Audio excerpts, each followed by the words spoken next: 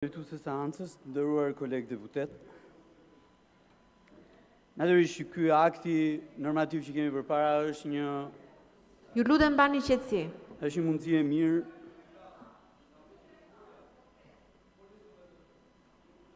Lutem kolegë mos ndërhyni ndërkohë që kolegu flet në foltore. Ju lutem. Është një rast i mirë për të diskutuar lidhur me problematika që lidhen drejtpërdrejt me çmimet. Po mbi gjitha me modelin e tregut që ne kemi. Do ta themi qartë sepse është në dritë të diellit. Çmimet e larta që kemi të karburantëve tani lidhen drejtpërdrejt me situatën e luftës në një rajon të caktuar të botës, që është, me thënë të vërtetën, edhe një nga rajonet më prodhuese edhe më tregtuese të hidrokarbureve në botë.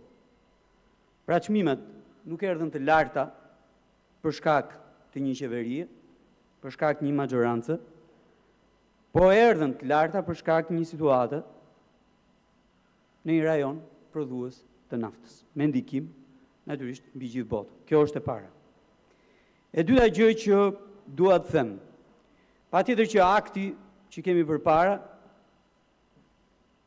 edhe pse i mirëpritur, është pa ndikim. Siç u verifikua edhe në Komisionin e Ekonomisë, deri tani, pra nga fillimi i luftës apo nga dalja e aktit dhe deri më sot, akti është përdorur nga data 3 deri në datë 8 prill dhe nga data 8 deri në 9 prill. Pra kaq ditë. Dhe efekti ka qenë 37 milion lekë. Natyrisht, ajo që ka patur apo ai që ka patur ndikimin më të rëndësishëm në këtë periudhë ka qenë bordi i transparencës. Dhe natyrisht, bordi i transparencës ka bërë një punë të lavdërueshme, veçanërisht në aspektin e përcaktimit të çmimeve. Çmimi dje ishte 206 lekë për naftën standarde, dhe natyrisht sot është 196 lekë.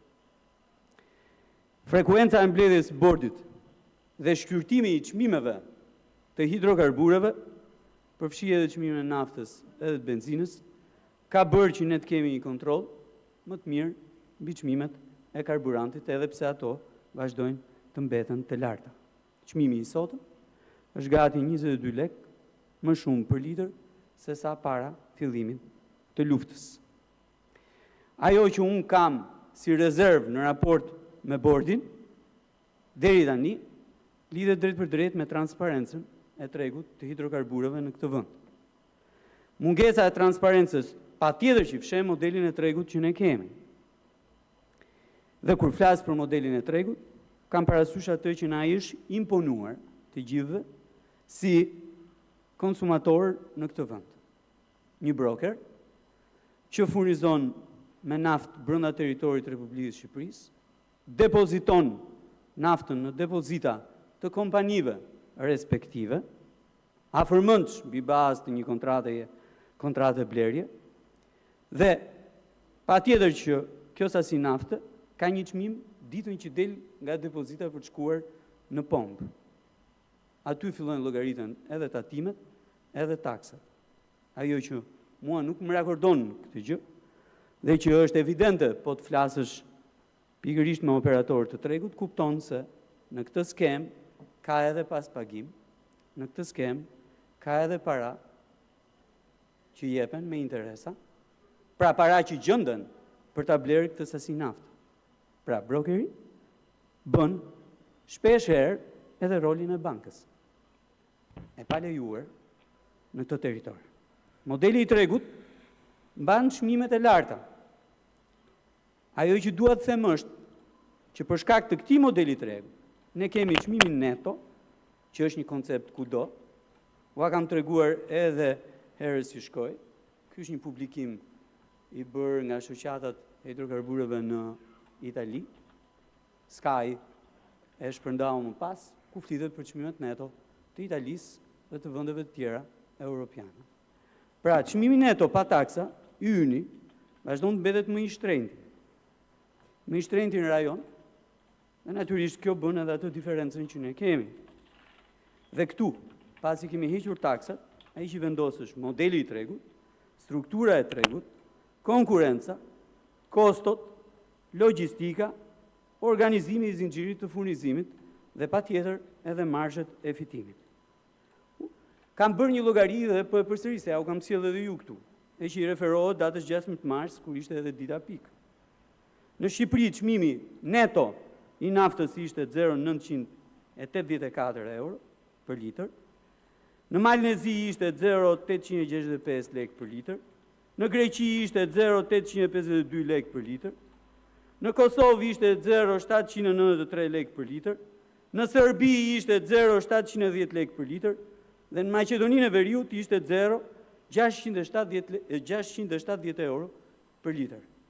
Ajo që mua më bën habi është që diferenca shkon deri në 40%. Pra çmimi neto pa taksë.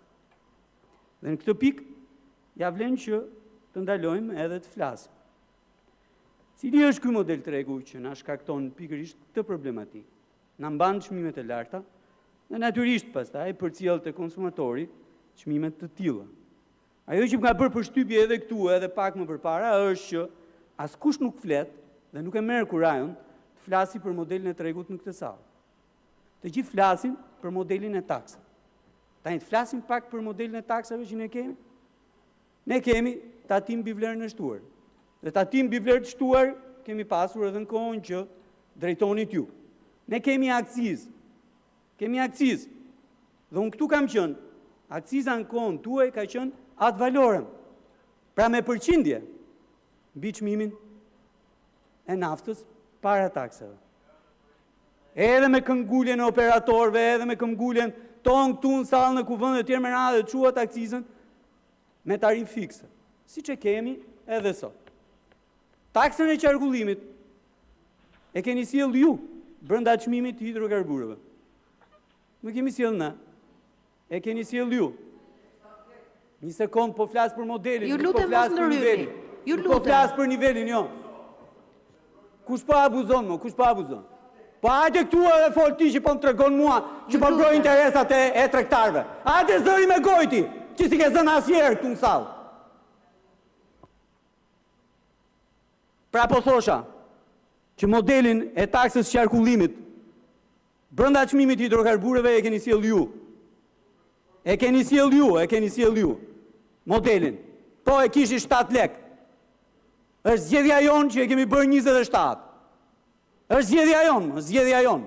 Dhe mua më vjen keq që qeveria nuk vjen këtu ta pohojë me zë.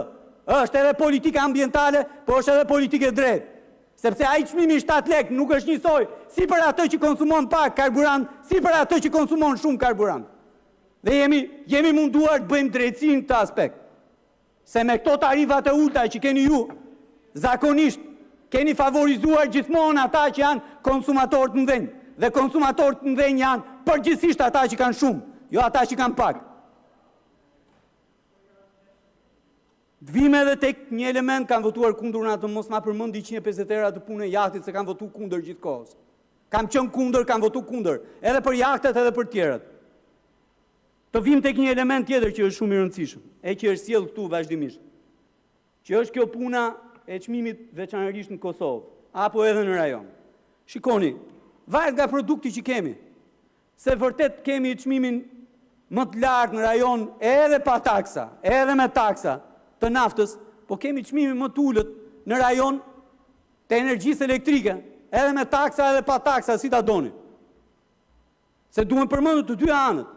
Ajo që mua më shqetëson është ajo që po ndodh me rieksportin e hidrokarburëve nga territori i Republikës Shqipërisë në territorin e Kosovës. Që me thënë drejtën as e përmend kush, sa hap gojën kush për këtë. Se cënohen ata për cilët flet zotria, që me demek i mbroj unë. Ka marrë ca dhëna nga dogana dhe duhet ta falenderoj doganën shqiptare për transparencën që ka. Importi për vitin 2025 i hidrokarburëve ka qenë 609.000 kg, diku ke 609 milion kilogram, diku ke 700 milion litra. Ndërkohë që rieksporti për vitin 2025, dhe ky është problemi që kemi, rieksporti me dhënat e doganave në drejtim të Kosovës është 731 milion litra. 731 milion litra, ku gati 1/3 E këtij i ri eksporti e bën vetëm një kompani. E bën vetëm një kompani. Natyrisht, afërmend që kam dyshime të forta që kjo naftë nuk shkon në Kosovë. Kjo naftë tregtohet brenda vendit. Dhe ky është një problem shumë i madh që kemi. Dëgjova pak ditë më përpara ministrin e energjisë në Kosovë që tha nga Shqipëria na vjen nafta më e shtrenjtë me 12 cent se sa Greqia edhe se sa Maqedonia.